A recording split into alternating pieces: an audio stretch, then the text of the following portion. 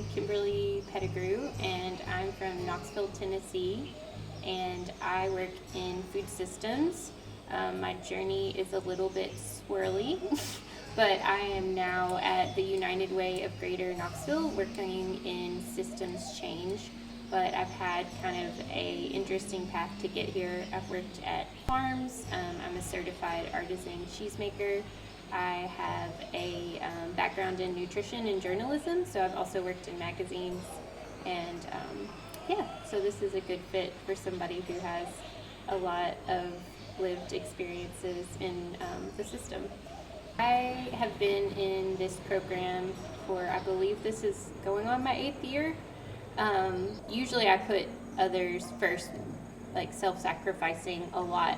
And I knew that it was going to be very important for me in order to continue going, to kind of give myself the space to remove all the noise. And I think the place that was most impactful, given that context, was when we were at the site where Gandhi was assassinated. The concept of your path being laid out for you and not having the need to worry really spoke to me. To be able to come somewhere where you can feed yourself and kind of gather your energy and learn skills to be able to protect that is really helpful. And so just like seeing those footsteps, I think was probably the most emotional time for me this whole trip, just because I think that it allows you to move more naturally in the world and not let some of that anxiety or that noise necessarily impact the journey that is before you.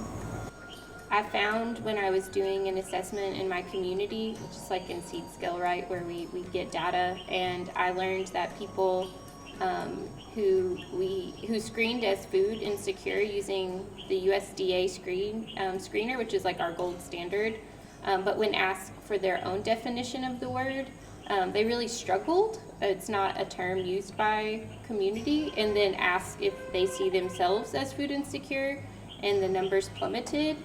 And it led me to really question identity and boxes and categories. But then when you think about removing them, it becomes a whole other set of challenges.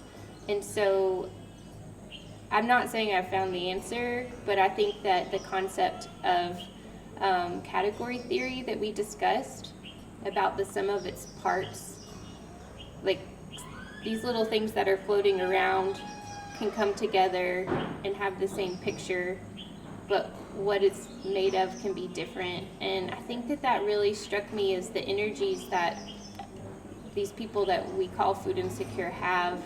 We've really limited them by keeping them in a box that is very rigid. And so having the opportunity to open that up and redefine it has resonated with me a lot. By calling it what it is, it gives you the proper starting place. A lot of times we think that what we do is innovative, but perhaps it's more restorative. And so I think that language allows you to know the proper starting place, but if it's not the community defining it, then it won't be successful. Yeah, there's something about seed scale that your community can get to a place and you get here and you see it, and you see your community everywhere, and it makes you really proud. So I feel really proud. And all I have to take back is keep going. And I know how to be a better supporter, and I know how to advocate for myself and to have acceptance for my truth and my role. But really, I think I'm so proud and honored to be a part of what I do and the place I live.